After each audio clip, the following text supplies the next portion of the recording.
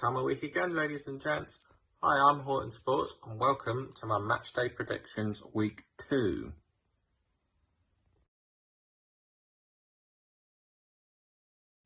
So, Match Week 2. 1 down, 37 to go. Match Week 2, here we go. Liverpool versus Burnley is our first game this match week. Burnley lost 2-1 to Brighton. I think they put up a good fight in that game, and having the likes of Tarkowski and Nick Pope, I can see them being quite solid defensively, although they are predicted to go down in my predictions. Liverpool won 3-0 against Norwich, who are also predicted to go down in my books. Liverpool, obviously fantastic to see Virgil van Dijk back in defence, Mo Salah back on top form. But I could see them having too much for Burnley this week. I'm going to go 3-0 Liverpool. Both of these sides didn't get off to the greatest start in match week 1. Both lost.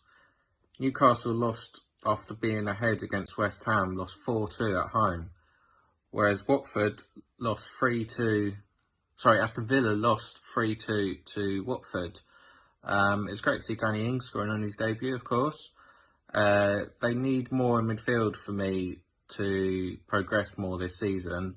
Newcastle obviously just got Joe Willock back from Arsenal on a permanent this time, and I can't see him keeping up with a goal scoring record that he had last year, 8 and 8, I think it was, or 7 and 7.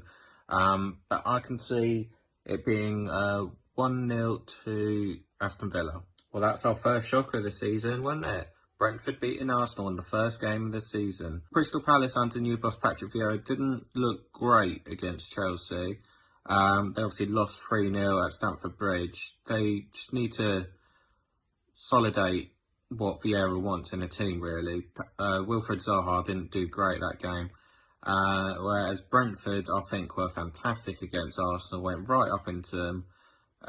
It could have been a foul on Bernd Leno, but it's gone, it's in the past now.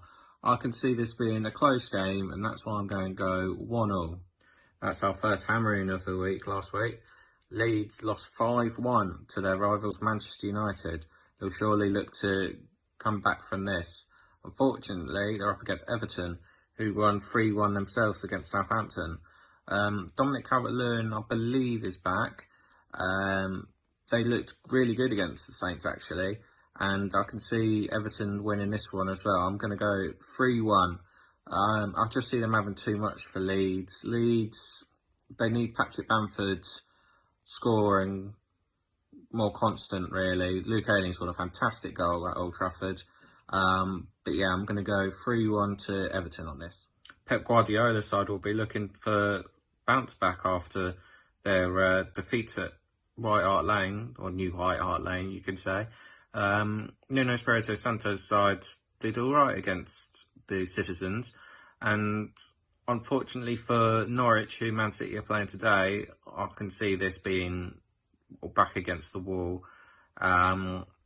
City, obviously, they need an out-and-out striker. Harry Kane's transfer hasn't come as of yet, but I can just see Man City absolutely annihilating them in this game.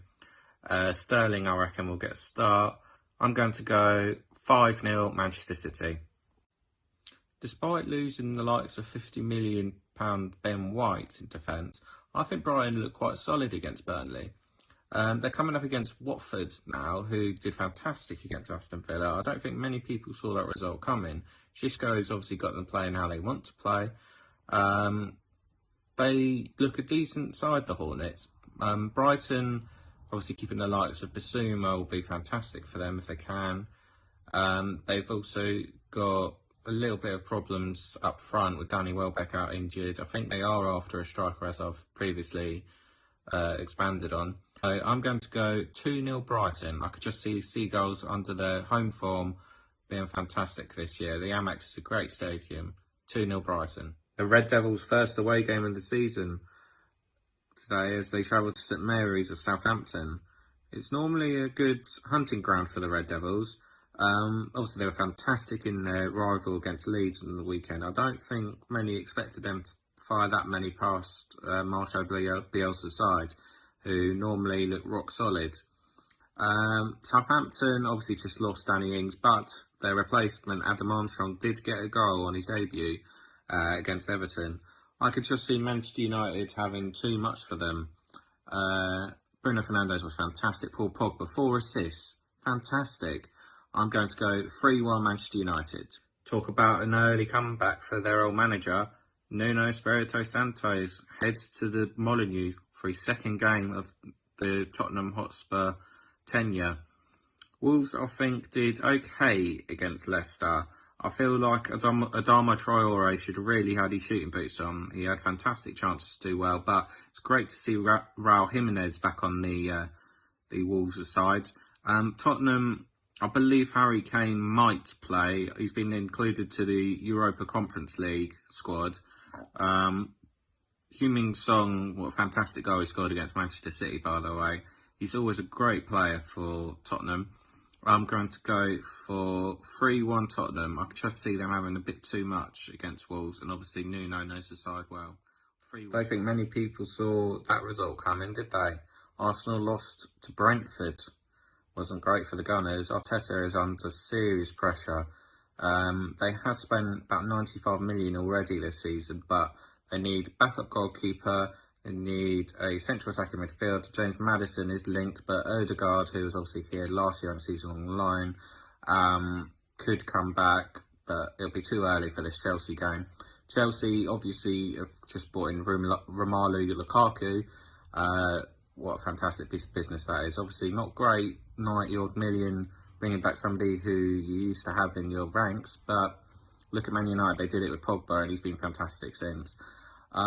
Arsenal, without the likes of Aubameyang and Lacazette, who is supposedly ill, don't know if that's COVID or what. Chelsea, I just think, will have too much for the Gunners, and a result against them will surely put Arteta under even more strain. 1-0 Chelsea. West Ham Leicester is our last game of match week 2. The Londoners did really well actually against Newcastle. They didn't start off great, but come back and win so well against Newcastle is always a tough place to go to. They did great. Jared Bowen played well. Ben Rama did all right. But Leicester did also great on the weekend just gone. They've got Jamie Vardy obviously on form. What about his celebration against Wolves, eh? I could just see this being a close game, but Leicester would just nick it, I think. 2-1 Leicester. Well, that's the end of my match day 2 predictions. Let me know what you think down below. Do you think I've got some right? Do you reckon they're wrong? Let me know. Make sure you like, comment and subscribe. Make sure you follow me on all my other social media platforms. I will be back later in the week with my Arsenal analysis. But if I don't see you before then, have a great week and make sure you take care out there. This is match week 2, 36 to go. See you later.